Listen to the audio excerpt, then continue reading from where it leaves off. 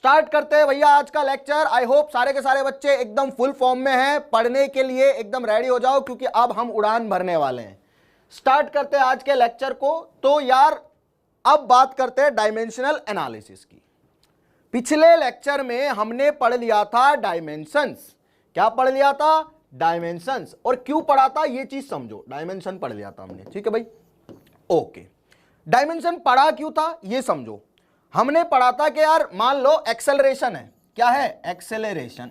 Acceleration acceleration की मुझे dimension लिखनी है तो मुझे इसकी यूनिट पता होनी चाहिए। एक्सेलरेशन की यूनिट क्या होती थी? देखो, एक्सेलरेशन होता था वेलोसिटी में चेंज डिवाइडेड बाय टाइम। ऐसा ही होता था, मतलब कि मीटर पर सेकंड होता था अपना एसआई यूनिट में, वेलोसिटी का यूनिट, और टाइम का होता था सेकंड। यानी कि एक्सेलरेशन को मैं बोल सकता हूं मीटर पर सेकंड स्क्वायर। यहां तक क्लियर है भाई? हम क्या करेंगे, हमने एक्सेलरेशन की मान लो डायमेंशन लिखनी है तो मैंने v/t लिख दिया क्योंकि change in velocity divided by time. अब वेलोसिटी का अगर डायमेंशन मीटर पर सेकंड होता है तो चेंज इन वेलोसिटी का भी तो मीटर पर सेकंड ही होगा, क्योंकि वेलोसिटी में से वेलोसिटी घट रही है तो डायमेंशन क्या होगा, सॉरी यूनिट क्या होगा, मीटर पर सेकंड। टाइम का होता है सेकंड तो मीटर पर सेकंड स्क्वायर आ गया। अब हम मीटर को लिखते हैं लेंथ। मीटर को किस में मेजर करते हैं? मीटर किसका मात्रा का? लेंथ का। तो हम लिखेंगे L1। लेंथ की पावर 1 है तो L1, क्योंकि डायमेंशन क्या होती है? फंडामेंटल यूनिट्स की पावर जो रेज करते हैं वही होती है डायमेंशन। ठीक है भाई, यहां तक क्लियर है? चलो आगे अगर मैं चलूं तो भैया सेकंड स्क्वायर है। सेकंड स्क्वायर कहां है? नीचे है। तो मैं लिख देता हूं डिवाइडेड बाय सेकंड को। सेकंड किसका मात्रा है? टाइम का। टाइम को मेजर करते हैं ना सेकंड में। आप दूरी थोड़ी ना मेजर कर लेगो सेकंड में, मास थोड़ी ना मेजर कर लोगे सेकंड में। तो हम क्या मेजर करते हैं सेकंड में? टाइम। तो टाइम की पावर 2। फंडामेंटल क्वांटिटी क्या है? टाइम, जिसको हम मेजर करते हैं सेकंड में। तो हो गया टाइम स्क्वायर। टाइम स्क्वायर को ऊपर ले जाएंगे तो टाइम की पावर -2 हो जाएगा और L1t-2 हमारे पास आ जाती है एक्सेलरेशन की यूनिट। अब जिन बच्चों को पता है बहुत सही बात है, और जिन बच्चों को नहीं पता है वो पता कर सकते हैं जस्ट पिछला लेक्चर देख के कि कैसे डायमेंशंस डिराइव की जाती हैं किसी भी फंडामेंटल या डिराइव्ड क्वांटिटी की।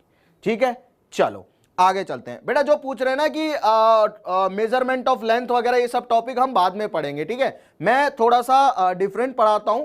पहले मैं आपको डायमेंशंस बताता हूं, फिर उसका एनालिसिस बताता हूं, क्यों पढ़ रहे हैं ये बताता हूं, उसके बाद हम एरर्स वगैरह पढ़ेंगे और फिर वो जो भी चीजें हैं वो सारी की सारी पढ़ लेंगे। ठीक है, चलो नोट्स बेटा देखो जो मैं यहाँ पे पढ़ा रहा हूं वो तो आपको लिख लेना है। नहीं लिखोगे तो हम आपको नोट्स ऑलरेडी देते भी है, डिस्क्रिप्शन में आपको नोट्स मिल जाएंगे। ठीक है, डिस्क्रिप्शन में लिंक मिल जाएगा, नहीं तो हमारे जो टीम है वो आपको अभी लाइव चैट में लिंक भेज देगी उसका, नोट्स का। ठीक है, तो यार मैंने क्या किया, मैंने क्या कि डायमेंशनल एनालिसिस कर लिया। मतलब क्या है कि मैंने डायमेंशंस पढ़ रहा हूं और डायमेंशंस क्यों पढ़ रहा हूं मुझे पता ही नहीं। सोच के देखो डायमेंशन क्यों पढ़ते हैं, सोचा है कभी डायमेंशन क्यों पढ़ते हैं? तो देखो मैं बताता हूं डायमेंशन क्यों पढ़ते हैं। उसके लिए हमें चाहिए पढ़ना होगा डायमेंशनल एनालिसिस कि हम डायमेंशन पढ़ क्यों रहे हैं। यार सर ने बताया कि सर इसकी एक्सेलरेशन की डायमेंशन ये होती है, फोर्स की डायरेक्शन m1 L1 t-1 होती है, एनर्जी की डायमेंशन m1 L2 t-2 होती है। मतलब क्या है ये, क्यों पढ़ रहे हैं? पढ़ने का मीनिंग ये है कि एक तो आपको इक्वेशन की कंसिस्टेंसी पता चलेगी, मतलब इक्वेशन सही है या गलत है आप डायमेंशन देख के बता सकते हो। ठीक है, वो कैसे, वही हम सीखेंगे आज के लेक्चर में। यही आज के लेक्चर का मोटिव है कि भाई डायमेंशन से मैं ये पता कर सकता हूं कि जो इक्वेशन मुझे दिखाई जा रही है, फिजिक्स में इक्वेशन आएंगी यार, जो इक्वेशन मुझे दिखाई जा रही है वो सही है या गलत है मैं डायमेंशन से बता दूंगा, यानी कि कंसिस्टेंसी ऑफ इक्वेशन।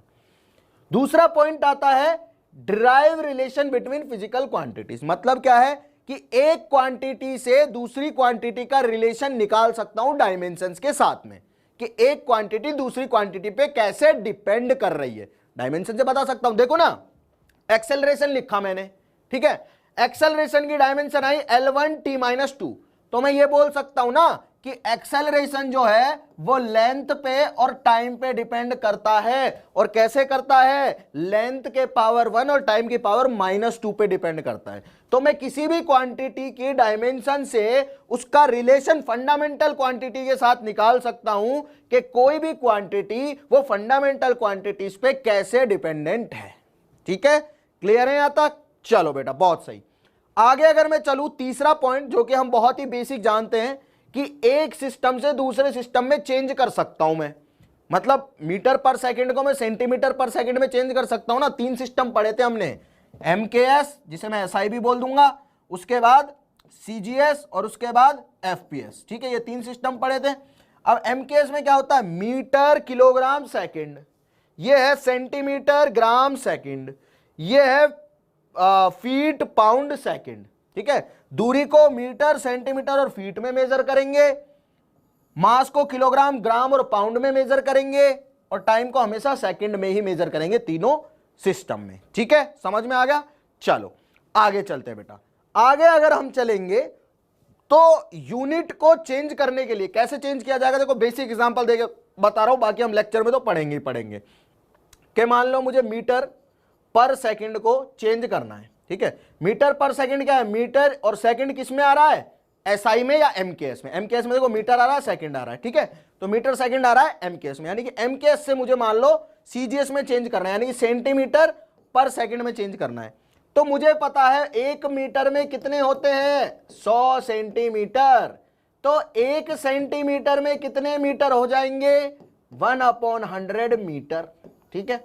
तो 1 मीटर को मैं क्या लिख सकता हूं, 1/100, सॉरी 1 मीटर को क्या लिख सकता हूं, 100 सेंटीमीटर, ठीक है। तो 1 मीटर को मैंने लिख दिया 100 सेंटीमीटर, ठीक है। तो सेंटीमीटर लिया डिवाइडेड बाय सेकंड, सेकंड को सेकंड रहने दिया, तो हो गया ना ये मीटर पर सेकंड से सेंटीमीटर पर सेकंड में कन्वर्जन। आई होप आप लोगों को समझ में आ रहा है, ठीक है। समझ में आ रहा है तो मुझे बताओ, ये बेसिक चीजें हैं जो मैं बता रहा हूं।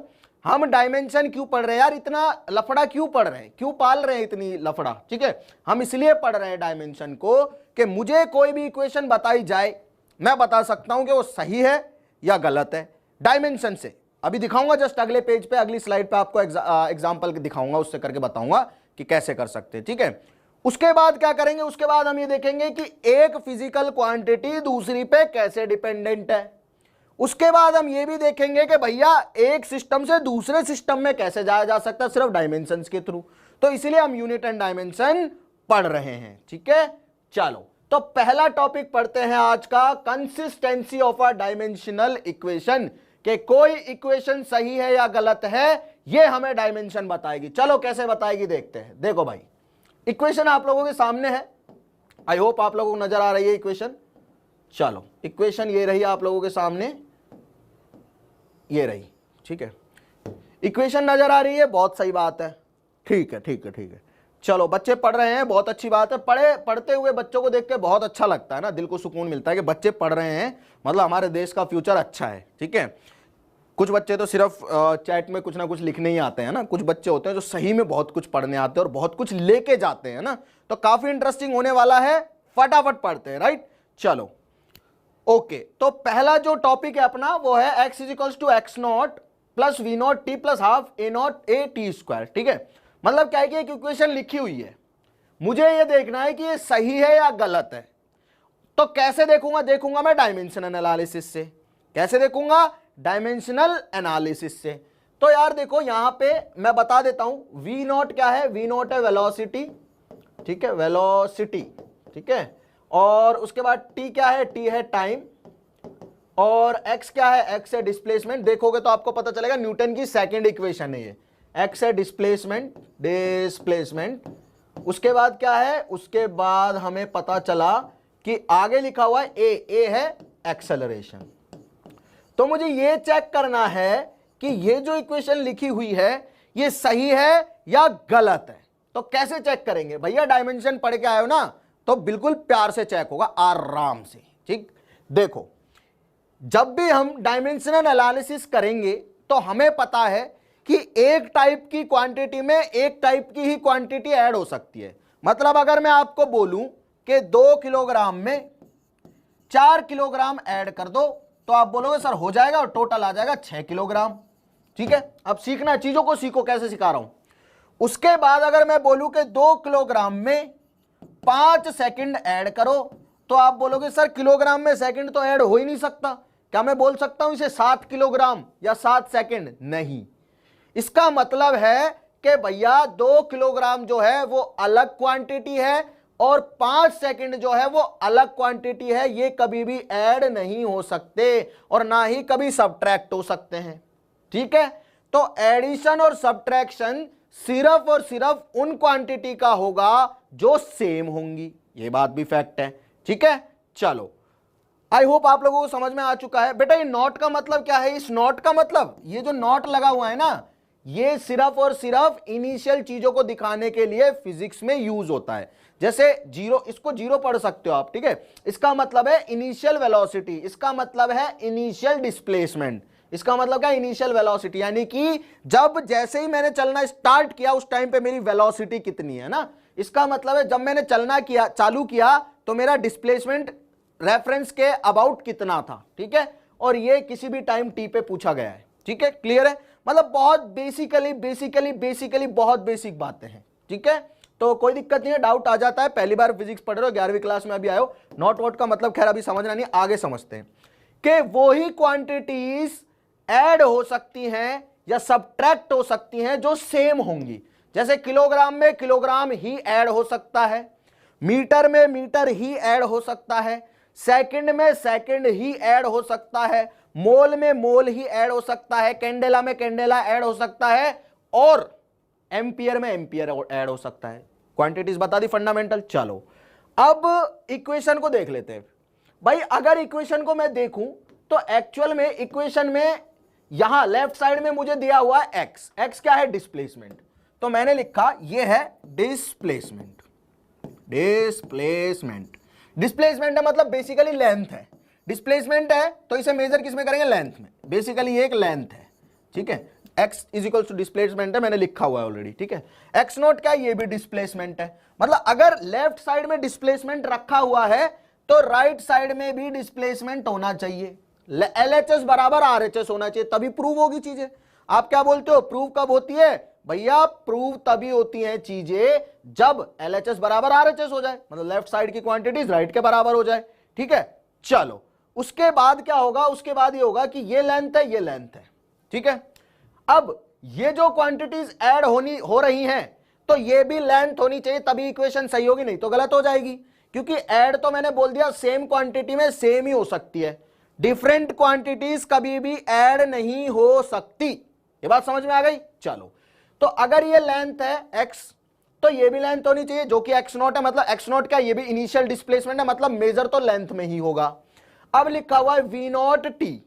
अब v नॉट टी लिखा हुआ है तो v नॉट टी की डायमेंशन क्या होती है? देखो इसकी डायमेंशन हो जाएगी, डायमेंशन लिखता हूं, लेंथ की डायमेंशन क्या होती है? L1, यानी कि L1 बराबर आएगा, इसकी डायमेंशन क्या होगी? ये भी लेंथ है तो L1 plus v not into T.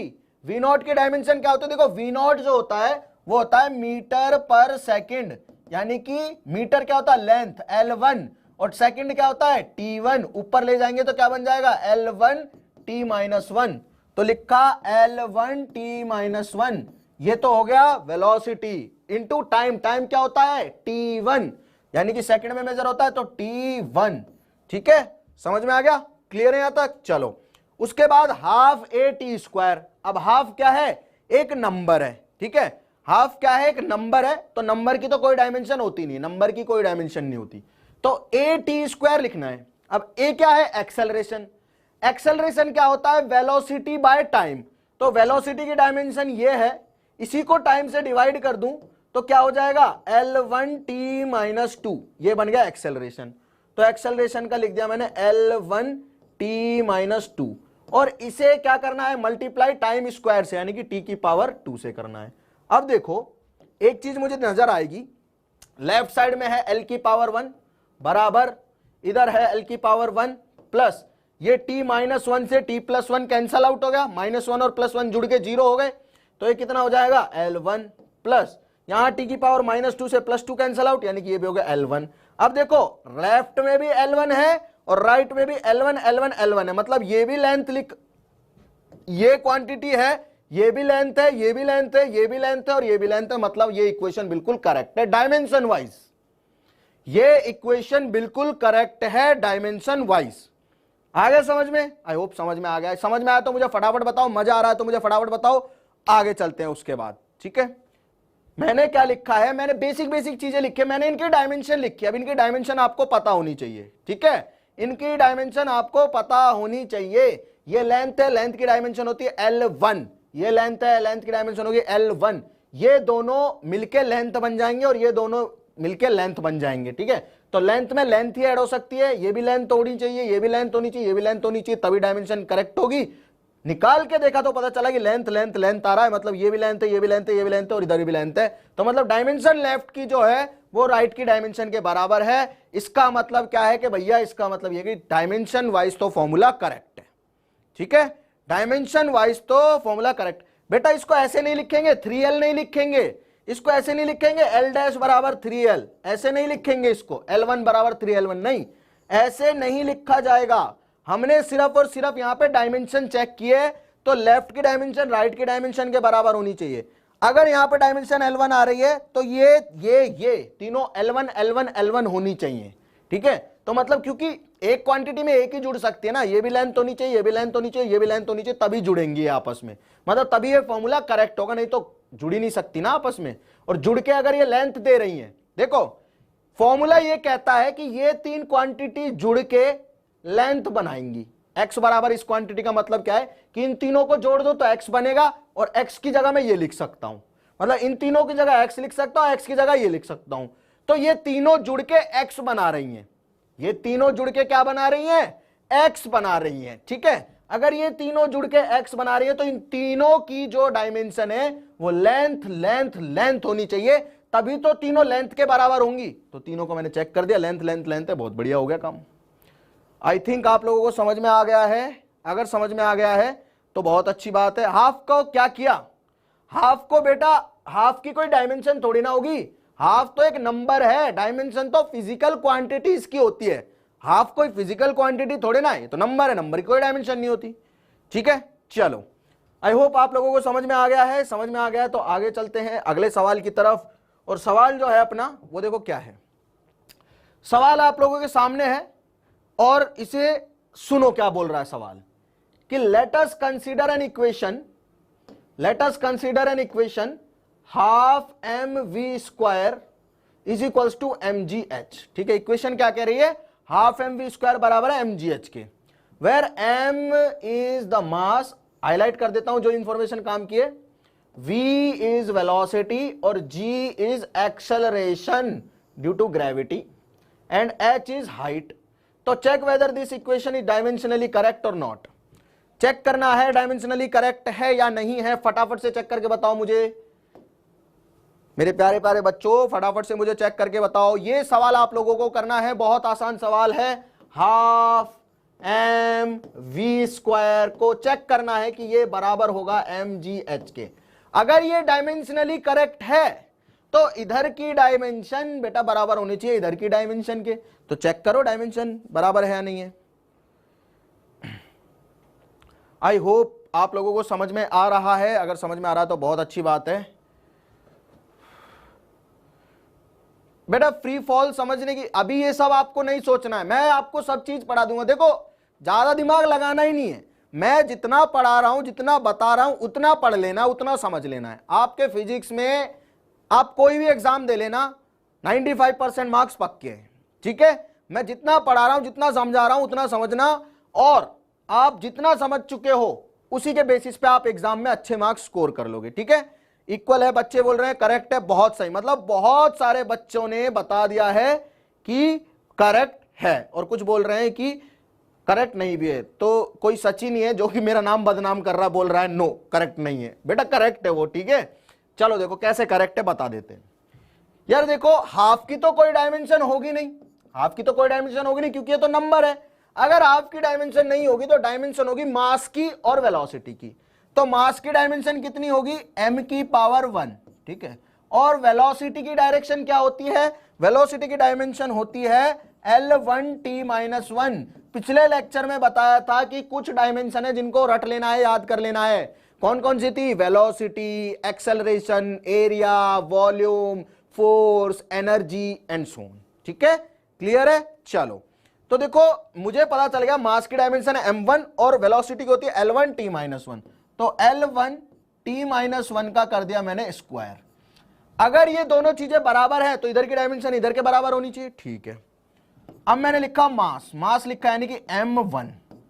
फिर मुझे लिखना है जी, जी क्या है, gravitational acceleration due to gravity, मतलब ग्रेविटेशनल एक्सेलरेशन है, या मैं बोल सकता हूं एक्सेलरेशन ड्यू टू ग्रेविटी। अब एक्सेलरेशन ड्यू टू कुछ भी हो, है तो एक्सेलरेशन ही ना, एक्सेलरेशन ड्यू टू ग्रेविटी हो, एक्सेलरेशन ड्यू टू फ्लूइड हो, एक्सेलरेशन ड्यू टू कुछ भी लिखा हो, है तो एक्सेलरेशन ना। तो मतलब जी की वैल्यू क्या है, एक्सेलरेशन की डायमेंशन के बराबर होगी। तो एक्सेलरेशन की डायमेंशन क्या होती है, याद होनी चाहिए, एक्सेलरेशन की डायमेंशन होती है L1t-2। अगर ये निकालना नहीं आता है तो मेरा पिछला लेक्चर देख लेना, पिछले लेक्चर में मैंने सिखाया हुआ है कैसे निकालते हैं, ठीक है, बार बार नहीं बताऊंगा। उसके बाद हाइट की डायमेंशन, h क्या है, हाइट लिखा हुआ है, हाइट h है, हाइट, हाइट क्या होती है, लेंथ होती है, हाइट को मीटर में मेजर करते हैं ना, तो लेंथ होती है, लेंथ की डायमेंशन क्या होगी, L1, तो मैंने लिख दिया L1। अब देखो इधर आ रहा है m1 L2, L की पावर 2 हो जाएगी और t की पावर -2 हो जाएगी, ठीक है। t की पावर कितनी होगी, -1 है, उसकी पावर 2 करेंगे तो -2 हो जाएगी। ये बराबर होना चाहिए m1, L की पावर 1 और 1 कितनी हो गई, 2 हो गई, L की पावर 2 और t की पावर -2 के, तो ये तो बराबर आ रहा है, बराबर आ रहा है, मतलब ये फॉर्मूला करेक्ट है, ठीक है। आई होप आप लोगों को समझ में आ चुका है क्या बोल रहा हूं मैं, ठीक है। चलो बहुत सही, बच्चों को समझ में आ रहा है, मतलब बहुत सही बात है बेटा, समझ में आ रहा है, बहुत ही अच्छी बात है, ठीक है। अब अगला एक और सवाल देखते हैं। सवाल क्या है, सवाल ये रहा बेटा, फिर से एक और सवाल रहा। आपको क्या बताना है, आपको ये बताना है, ये सवाल रहा आप लोगों के लिए, ये रहा, ठीक है। आपको बताना है कि भैया SI unit of energy is joule, मतलब कि जो एनर्जी की यूनिट है वो है जूल, ठीक है। SI unit of energy joule, और जूल की वैल्यू हमें दी हुई है kilogram metre square second square, मतलब जूल की यूनिट दी हुई है मुझे, क्या दी हुई है, जूल की यूनिट दी हुई है। जूल की यूनिट क्या है, जे बराबर किलोग्राम मीटर स्क्वायर सेकंड की पावर -2। मतलब क्या है कि किलोग्राम क्या होता है, मास का यूनिट होता है, तो मास का यूनिट मतलब m1 लिख दिया, और मीटर स्क्वायर क्या होता है, लेंथ का यूनिट होता है, मतलब L की पावर 2 लिख दिया, क्योंकि मीटर स्क्वायर है ना, तो L की पावर 2 हो जाएगा। और सेकंड का सेकंड किसको मेजर करता है, टाइम को मेजर करता है, तो टाइम की पावर -2 हो गया। तो भैया जूल क्या बन गया, ये m1L2t-2, मतलब एनर्जी की क्या बन गया, डायमेंशन बन गया, ठीक है। बेटा काटना नहीं होता उसमें बस हमें ये देखना लेफ्ट और राइट बराबर है ना, बराबर है तो फॉर्मूला सही है, बराबर नहीं है तो फॉर्मूला गलत है। हमें बस ये चेक करना है कि फॉर्मूला सही है या गलत है, समझ रहे हो क्या बोल रहा हूं, हमें बस ये चेक करना है कि फॉर्मूला सही है या फॉर्मूला गलत है, ठीक है। तो लेफ्ट और राइट अगर बराबर आ रहे मतलब फॉर्मूला सही है, और नहीं आ रहे तो फॉर्मूला बोल सकते हैं गलत है, ठीक है। बेटा टफ क्वेश्चन है। L2 का मतलब क्या है, L2 का इसका देखो, मीटर क्या है, m स्क्वायर का मतलब है मीटर स्क्वायर, ये सब पता होना चाहिए, पीछे का लेक्चर पढ़ के आया करो यार क्लास में प्लीज, ठीक है, फिर नहीं तो ये सब बेसिक बातें बोलते हो, पीछे मैंने पढ़ाया हुआ है सब कुछ, तो प्लीज पीछे का लेक्चर पढ़ के आया करो। देखो किलोग्राम को मेजर करते हैं, किलोग्राम क्या है, मास को मेजर करता है, तो मास की पावर 1 हो गई, क्योंकि किलोग्राम की पावर 1 है। अब मीटर की पावर 2 है, मीटर किसको मेजर करता है, मीटर से क्या मेजर करते हो आप, लेंथ मेजर करते हो ना, मास तो मेजर नहीं करते। कभी सुना है 2 मीटर चीनी दे दो, ऐसा बोला है, ऐसा बोला कभी, चलो भैया एक काम करो मुझे 2 मीटर वो दे दो गाजर का हलवा, ऐसा थोड़ी ना होता, 2 किलोग्राम ही होता है ना। तो किलोग्राम मास को मेजर करता है, मीटर लेंथ को मेजर करता है, तो लेंथ की पावर 2, मीटर स्क्वायर है ना, मतलब मीटर की पावर 2 तो लेंथ की पावर 2। सेकंड किसको मेजर करता है, टाइम को, तो टाइम की पावर -2, ठीक है, क्लियर है। चलो तो ओके, बहुत आसान है समझना, बिल्कुल बेसिक बात है, ये समझ में आ गया। अब बोला गया है कि which of the formula of kinetic energy can you rule out on the basis of dimensional argument, मतलब आपको यह बताना है कि इनमें से कौन कौन से फॉर्मूलाज हैं जो गलत हैं डायमेंशनल एनालिसिस पे, ठीक है। मतलब आपको क्या करना है, आपको कुछ नहीं करना, आपको बस ये देखना है कौन से फॉर्मूला गलत है, गलत सही नहीं, गलत वाले देखने, रूल आउट करने गलत फॉर्मूले। तो गलत फॉर्मूला बताओ, गलत फॉर्मूला बताओ बेटे, गलत फॉर्मूला बताओ, गलत फॉर्मूला जो है उन्हें बताओ कि कौन से हैं गलत फॉर्मूलाज, ठीक है। चलो आई होप आप लोगों को समझ में आ चुका है जो भी मैं बात कर रहा हूं। चलो हम बताते हैं, देखो अगर ये एनर्जी है, काइनेटिक एनर्जी, ये भी काइनेटिक एनर्जी, ये भी काइनेटिक एनर्जी, ये भी काइनेटिक एनर्जी, ये भी काइनेटिक एनर्जी।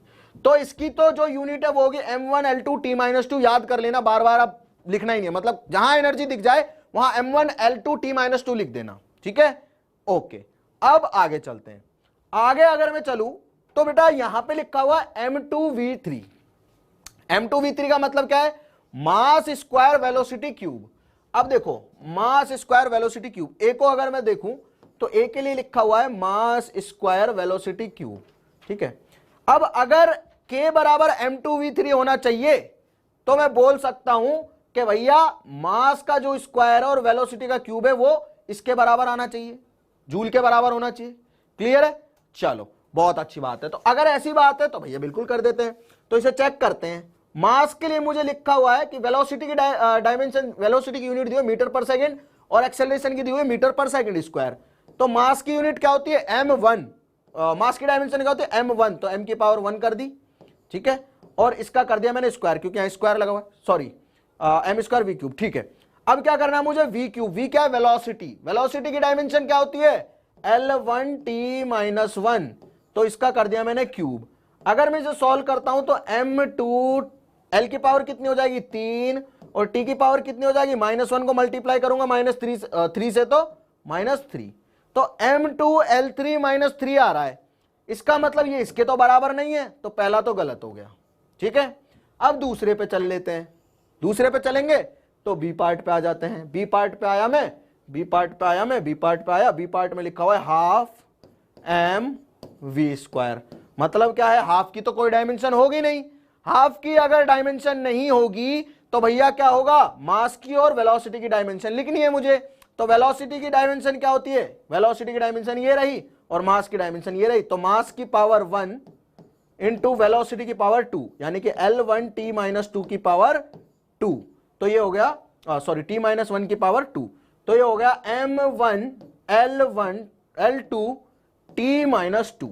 तो m1L2T-2 और ये भी m1L2T-2, तो ये सही है, मतलब दूसरा फॉर्मूला सही लिखा हुआ है, बी सही लिखा हुआ है, ठीक है। डायमेंशनली देख रहे हैं बस। अब आगे चलते हैं। F ये है ma, क्या है? सी में लिखा हुआ है ma। m होता है मास, तो m1। a होता है एक्सेलरेशन। एक्सेलरेशन क्या होता है? मीटर पर सेकंड स्क्वायर, यानी कि L1T-2 मीटर पर सेकंड स्क्वायर। डायमेंशन याद कर लेना, वेलोसिटी की, एक्सेलरेशन की, फोर्स की, वर्क की, एनर्जी की, इन सब की डायमेंशन आपको याद होनी चाहिए बहुत अच्छे से, ठीक है। चलो तो देखो m1L1T-2 आ रहा है, मतलब m1L2T-2 तो नहीं आ रहा, तो ये भी गलत है, ठीक है। अब तीसरा देखते हैं। तीसरा देखेंगे तो जब हाफ mv² की डायमेंशन एनर्जी के बराबर है तो 3/16 mv² की डायमेंशन भी किसके बराबर होनी चाहिए? एनर्जी के बराबर होनी चाहिए, क्योंकि यहां भी नंबर लिखा हुआ है, यहां भी नंबर लिखा हुआ है, और नंबर की डायमेंशन नहीं होती। तो mv² की डायमेंशन अगर इसके बराबर है तो इस mv² की भी इसके बराबर होगी। मतलब अगर ये फॉर्मूला सही है तो ये भी सही होना चाहिए, ठीक है। समझ में आ गया? ओके, बिल्कुल सही है, बिल्कुल सही है, बिल्कुल सही है। चलो अच्छी बात है। अगर यार आप लोगों को समझ में आ रहा है तो प्लीज इस लेक्चर को लाइक जरूर कर दे। Make sure you hit the like button. और आपने अगर अभी तक सब्सक्राइब नहीं किया है तो थोड़ा सा नीचे जाके आप सब्सक्राइब भी कर सकते हैं, और बगल में बेल आइकन है उसे भी जरूर प्रेस कर दे, ताकि आपको नोटिफिकेशन मिलती रहेगी कब कब मेरी क्लास हो रही है, ठीक है। ओके, आगे अगर मैं चलूं तो k बराबर हाफ mv² प्लस ma। अब यार mv² की डायमेंशन तो मुझे पता है कितनी है, m1L2T-2, यही है mv² की डायमेंशन। लेकिन ma की डायमेंशन है m1L1T-2, यानी कि ये दोनों तो अलग अलग क्वांटिटी है, इनके डायमेंशन अलग अलग है ना, तो ये दोनों तो अलग अलग क्वांटिटी है, तो ये तो कभी ऐड ही नहीं होंगी। अगर ऐड नहीं होंगी तो ये फॉर्मूला भी गलत है। तो B और D दो फॉर्मूले हैं जो बिल्कुल सही है डायमेंशन वाइज, ठीक है। आई होप आप लोगों को समझ में आ गया है कि डायमेंशन वाइज कौन सा फॉर्मूला सही है इनमें से, ठीक है। आई होप आप लोगों को समझ में आ रहा है कि डायमेंशन वाइज कौन सा फॉर्मूला सही है। बेटे जो बात बोल रहा हूं ना उसे ध्यान से सुनना, क्योंकि ये बातें आपको कहीं और नहीं मिलेंगी। ध्यान से सुनना, ध्यान से, और इसे याद रखना है। और जब आप थोड़ा सा आगे निकलोगे ना 11वीं में, साथ साथ जैसे पढ़ते चलेंगे तो एंड में जाओगे तो आपको लगेगा यार ये चीजें तो मेरे को बहुत अच्छे से आती, क्योंकि तो मैंने पढ़ी बहुत अच्छे से है, ठीक है। चलो फटाफट फटाफट यहां तक समझ में आ गया। अब आगे चलते हैं। तो यहां से मुझे एक चीज की तो क्लैरिटी हो गई। किस चीज की? कि बेटा डायमेंशन से मैं ये तो चेक कर पा रहा हूं कि फॉर्मूला कौन सा सही है डायमेंशन वाइज, है ना। अब आप क्या करोगे, अब आपको कोई फॉर्मूला देके उल्लू नहीं बना सकता, है ना, क्योंकि आप तो पहले से उल्लू हो। ऐसा नहीं है, क्योंकि आपको डायमेंशन आती है, ऐसी बात है। आपको कोई बोलेगा ना, कोई 12वीं का बच्चा कोई प्रिपेयर कर रहा हो किसी एग्जाम की, तो भाई आपको आके बोल देगा कि देख भाई बात ऐसी है, बात मेरी सुन, कि काइनेटिक एनर्जी का फॉर्मूला होता है m²v³। आप बोलोगे अच्छा अच्छा ऐसी बात है, चल दिखा, प्रूफ करके दिखा। तो बोलेगा देख मैंने पढ़ा हुआ है, मैं तैयारी कर रहा हूं IIT की, तो मैं बता सकता हूं m2v³ होता है। आप बोलोगे भैया आप IIT की तैयारी कर रहे हो, लेकिन मैं भी 11वीं क्लास में पढ़ रहा हूं, मुझे डायमेंशनल एनालिसिस आता है और मैं ये प्रूव कर सकता हूं ये फॉर्मूला गलत है। तो आप उसे डायमेंशन करके बता सकते हो कि हाँ ये फॉर्मूला गलत है। तो हुआ ना डायमेंशन का जादू। क्या जादू हुआ? कि मुझे पता चल जाएगा कि कौन सा फॉर्मूला सही है और कौन सा गलत है। ठीक है, चलो आई होप आप लोगों को समझ में आ चुका है जो भी हम डिस्कस कर रहे हैं। अब दूसरे पैटर्न पे आ जाते हैं। दूसरा पैटर्न क्या है उसे थोड़ा सा समझा देता हूं। दूसरा पैटर्न यह है कि डिड्यूसिंग रिलेशन अमंग फिजिकल क्वांटिटीज। जैसे मैंने आपको बताया कि अगर मैं लिखूं फोर्स, क्या लिखूं मैं? फोर्स लिखूं। फोर्स एक फिजिकल क्वांटिटी है। अब फोर्स जो है वो क्या होता है? Mass into acceleration. ठीक है, मास इनटू एक्सेलरेशन। अब अगर मुझे पता भी ना हो कि फोर्स की डायमेंशन क्या है, या मुझे ये नहीं पता हो फोर्स कैसे डिपेंड कर रहा है, तो भी मैं फोर्स की डायमेंशन निकाल सकता हूं। डायमेंशन से फोर्स बता सकता हूं कि ये फोर्स है। कैसे? देखो ऐसे कि मास इंटू एक्सेलरेशन लिख दिया, तो मैं लिखता हूं मास की डायमेंशन। मास की डायमेंशन क्या होगी? मास यानी कि m1। मास की डायमेंशन होगी m1। ठीक है, और एक्सेलरेशन की डायमेंशन क्या होती है? L1t-2। L1t-2 मीटर पर सेकंड स्क्वायर होता है ना एक्सेलरेशन। तो मीटर की डायमेंशन क्या होती है? L1, और पर सेकंड स्क्वायर की डायमेंशन क्या होगी? -2t की पावर। ठीक है, चलो यहां तक समझ में आ गया। अब अगर मैं आगे चलूं तो फोर्स की मुझे डायमेंशन पता चल गई, यानी कि मैं बता सकता हूं कि फोर्स एक ऐसी क्वांटिटी है जो मास पे डिपेंड करती है, मास की पावर 1 पे, लेंथ की पावर 2 पे, और लेंथ की पावर 1 पे, और टाइम की पावर -2 पे डिपेंड करती है। समझ में आ गया? आई होप आप लोगों को समझ में आ चुका है कि फोर्स जो है वो मास की पावर 1 पे डिपेंड करती है, लेंथ की पावर 1 पे डिपेंड करती है, और टाइम की पावर -2 पे डिपेंड करती है। समझ में आ गया? क्लियर है? तो मैं ऐसे भी बोल सकता हूं कि ऐसी क्वांटिटी फोर्स है जो मास की पावर 1, लेंथ की पावर 1, टाइम की पावर -2 पे डिपेंड करती है। ठीक है, समझ में आ गया? क्लियर है? चलो ऐसे भी बोल सकता हूं कि ऐसी कौन सी क्वांटिटी है जो मास की पावर 1, लेंथ की पावर 1, टाइम की पावर -2 पे डिपेंड करती है? फोर्स। वाइस एंड वर्सा भी हो सकता है। क्लियर है? चलो अब आई होप आप लोगों को समझ में आ रहा जो भी हम बात कर रहे हैं। ओके बेटा, जो पूछ रहे हैं ना which book is best for class 11, तो हमारे अपने खुद के नोट्स है डाउटनेट के, वो आपको डिस्क्रिप्शन में लिंक मिल जाएगा, वहां से आप डाउनलोड कर सकते हैं। उन नोट्स से बेटर कोई बुक मार्केट में नहीं है, क्योंकि वो बहुत सारी मेहनत के बाद में एक जगह पे बहुत सारा डेटा कलेक्ट किया गया है। उस बुक में मिलेगा आपको नॉलेज का भंडार डाउटनेट के नोट्स में। ठीक है, तो उन नोट्स को पढ़ो, बेटर है, अच्छी बात है, आपको कोई बुक पढ़ने की जरूरत नहीं पड़ेगी। उसके अलावा जो हम पढ़ा रहे हैं वो वाले नोट्स को रेफर करते रहो, जो हम पढ़ा रहे हैं उसे देखते चलो, लिखते चलो, समझ में आ जाएगा। ठीक है, आगे चलते हैं। आगे अगर मैं चलूं तो यार देखो मुझे क्या करना है, मुझे एक छोटा सा काम करना है। क्या करना है? मुझे बस अब ये चेक करना है कि कोई क्वांटिटी दूसरी क्वांटिटी पे कैसे डिपेंड करती है। डायमेंशनल एनालिसिस का पहला रूप मैंने देखा कि भैया डायमेंशन से मैं ये बता सकता हूं कि फॉर्मूला सही है या गलत। अब दूसरा मैं देखूंगा कि एक क्वांटिटी दूसरे पे कैसे डिपेंड करती है। तो देखो मुझे बोला गया है कि consider a simple pendulum. Simple pendulum पता क्या होता है? एक रस्सी लेना, धागा लेना, धागे के एक एंड पे बांध देना एक पत्थर। ठीक है, और उस पत्थर को ऐसे खींचना और ऐसे छोड़ देना। छोड़ोगे ना तो ऐसे घूमेगा पत्थर, धागा ऐसे ऐसे जाएगा, ऐसे ऐसे जाएगा, ऐसे ऐसे जाएगा, ऐसे ऐसे जाएगा, ऐसे ऐसे जाएगा, और फिर ऐसे ऐसे ऐसे ऐसे ऐसे ऐसे आके रुक जाएगा। ठीक है, क्लियर है? ऐसे ही होगा ना। पत्थर को अगर आप ऐसे आपने धागे से पत्थर बांध दिया, उसको ऐसे यहां पे ले गए और छोड़ दिया, छोड़ोगे ना तो वो ऐसे ऐसे ऐसे ऐसे ऐसे ऐसे ऐसे ऐसे ऐसे जा जाके रुक जाएगा। ठीक है, क्लियर है? चलो, तो यहां तक समझ में आ गया। और उसके आगे करते हैं कि सिंपल पेंडुलम बता दिया। अब बोल रहा है कि having a bob attached to a string, उस पत्थर को बोलते हैं बॉब। क्या बोलते हैं? बॉब। बॉब द बिल्डर, सुना है? बॉब द बिल्डर करके दिखाएंगे, वो वाला बॉब है ना। तो बॉब यहां पे लगा होता है, स्ट्रिंग यहां पे होती है, धागा यहां पे होता है, धागे पे पत्थर लगा होता है, ऐसे ऐसे घूम रहा होता है वो, ठीक है, धागे के साथ साथ। That oscillates under the action of force of gravity. मतलब ये कोई बहुत कॉम्प्लेक्स चीज नहीं है, ज्ञान की बात नहीं है। ऐसे लिखा हुआ है कि ग्रेविटी के अंदर वो ऐसे ऐसे ऐसे घूम रहा है। हम सारी चीज पढ़ेंगे, हम इसका चैप्टर भी पढ़ेंगे, ऑसिलेशन वगैरह सब पढ़ेंगे, ठीक है। तो हमें अभी इस पे ध्यान नहीं देना, यहां पे देखते हैं। Suppose that the period of oscillation of the simple pendulum depends on its length, mass of bob and acceleration due to gravity. तो drive the expression for its period using a method of dimension. आपको क्या करना है? आपको dimension का method देख के, dimension का मेथड यूज करके टाइम पीरियड ऑफ बॉब निकालना है, time period of pendulum, time period of pendulum. क्या निकालना है मुझे? टाइम पीरियड ऑफ पेंडुलम निकालना है। तो कैसे निकालेंगे? देखो भाई, मैंने डायमेंशन पढ़ा हुआ है, मेरे लिए कुछ भी डिफिकल्ट नहीं है।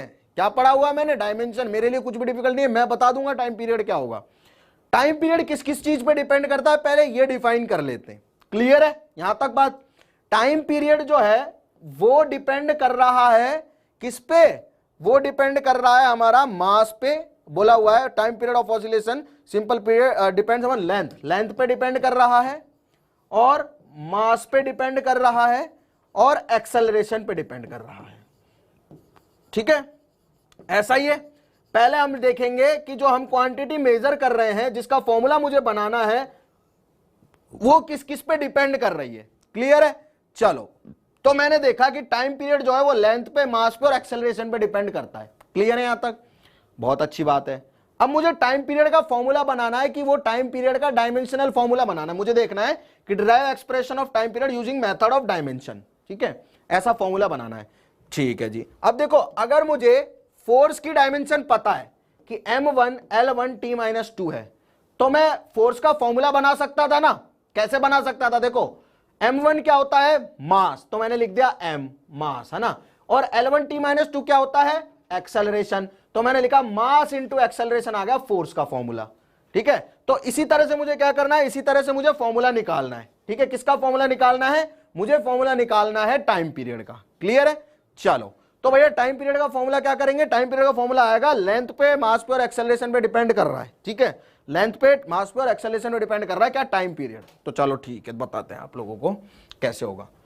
तो मैं क्या करूंगा? मैं एक काम करूंगा, तरीका है, तरीका सीख लो, और तरीका अगर सीख लिया तो मजा आ जाएगा। देखो, टाइम पीरियड जो है प्रोपोर्शनल का साइन लगाऊंगा, मानूंगा कि लेंथ जो है, यानी कि ऐसे मान लेता हूं कि भैया लेंथ जो है, लेंथ की पावर जो है, उसको ए पे डिपेंड कर रहा है। मतलब लेंथ, मास और एक्सेलरेशन पे डिपेंड कर रहा है, इसी पे डिपेंड कर रहा है ना। किस किस पे डिपेंड कर रहा है? लेंथ पे, मास पे और एक्सेलरेशन पे। तो ये नहीं पता कि मुझे इसकी कितनी पावर पे डिपेंड कर रहा है, मुझे बस ये बोला हुआ है कि लेंथ पे डिपेंड कर रहा है, मास पे, एक्सेलरेशन पे। अब ये भी हो सकता है कि लेंथ की पावर 2 पे डिपेंड कर रहा हो, एक्सेलरेशन की पावर 3 पे डिपेंड कर रहा हो, मास की पावर 10 पे डिपेंड कर रहा हो, ऐसा भी तो हो सकता है। तो हम क्या करेंगे? हम इसकी यूनिट्स लिख देते हैं। ठीक है, हम ऐसा बोल देते हैं, लेंथ की पावर मान लेते हैं ए पे डिपेंड कर रहा है, मास की पावर बी पे डिपेंड कर रहा है, और एक्सेलरेशन की पावर सी पे डिपेंड कर रहा है। ठीक है, तो मैं बोल देता हूं मास की पावर ए पे, ठीक है, और लेंथ की पावर बी पे, और एक्सेलरेशन की पावर सी पे डिपेंड कर रहा है। ठीक है, मैंने क्या बोला? मैंने बोला कि जो टाइम पीरियड है वो मास की पावर ए पे, लेंथ की पावर बी पे और एक्सेलरेशन की पावर सी पे डिपेंड कर रहा है। ठीक है, अब मैं क्या करूंगा? मैं इनकी डायमेंशन लिखूंगा। तरीका है, जो भी क्वांटिटी दी जाए पहले देखो किस किस पे डिपेंड कर रही है, फिर उनकी पावर लगा दो, ए बी सी, कुछ भी रैंडम। ठीक है, और मुझे A B C he find करने हैं, क्योंकि मुझे इसकी डायमेंशन बतानी है। मुझे इसकी डायमेंशन जैसी पता चल जाएगी, मजा आ जाएगा, फॉर्मूला बन जाएगा। ठीक है, फॉर्मूला अगर बन जाएगा तो देखो कैसे बनेगा। अगर मैं यहां से लिखूं तो टी जो है प्रोपोर्शनल होगा मास की पावर ए, यानी कि मास की क्या होती है? m1 की पावर ए। मास की यूनिट क्या होती है? m1, मास की पावर 1 होती है ना, मास की यूनिट, उसकी पावर ए। फिर मैं लिखूंगा लेंथ की पावर, यानी कि L1 की पावर बी। फिर मैं लिखूंगा एक्सेलरेशन की पावर सी, यानी कि L1 T-2 की पावर सी। ऐसे लिख दिया। ठीक है, अब मुझे क्या करना है, मुझे इसे कंपेयर करना है कि अगर टाइम पीरियड इस पे डिपेंड कर रहा है तो इधर की जो डायमेंशन है उसकी डायमेंशन इधर के बराबर होनी चाहिए। तो मतलब टाइम पीरियड की डायमेंशन इनके बराबर होनी चाहिए। टाइम पीरियड क्या होता है, टाइम, तो टाइम की डायमेंशन क्या होती है, t1। अब देखो t1 की डायरेक्शन इधर की डायरेक्शन के बराबर होनी चाहिए, ठीक है। तो मैं लिखूंगा t1 जो होगा वो बराबर होगा किसके, m की पावर a के, m की पावर 1 के a के, और l की पावर जो है वो होगी 1b और L1 t-2 की पावर होगी c। अब इसको थोड़ा सा और आगे चलेंगे और सिंप्लीफाई करेंगे मैथ से, बिल्कुल मैथ से, कि भैया m जो है उसकी पावर आ जाएगी a, ठीक है, और l जो है उसकी पावर क्या आ जाएगी b प्लस c, क्योंकि l की पावर 1b और l की पावर 1c क्या हो जाएगा, l की पावर b प्लस c, और यहां पे है t की पावर -2c, ऐसे ही आ जाएगा। क्लियर है, क्लियर है बिल्कुल, चलो ठीक है। तो भैया ऐसे हो गया, ऐसे हो गया, ऐसे हो गया, ठीक है, टी की पावर आ गई, बिल्कुल सही बात है। अब यार मुझे दिख रहा है कि राइट साइड में m है, l है और t है, लेकिन लेफ्ट साइड में सिर्फ और सिर्फ t है। तो m की पावर राइट में क्या है, a है, और m की पावर लेफ्ट में क्या है, 0 है। लेफ्ट में कोई पावर नहीं है m की, इसका मतलब क्या है, इसका मतलब है a बराबर 0। तो a की वैल्यू तो आ गई मेरे पास 0, ठीक है। अब देखते हैं l की पावर क्या है, b प्लस सी। तो l की पावर कितनी है राइट में, l की पावर राइट में है b प्लस सी, और l की पावर लेफ्ट में कितनी है, 0। इसका मतलब b प्लस सी क्या आ जाएगा, b प्लस सी भी आ जाएगा 0, ठीक है।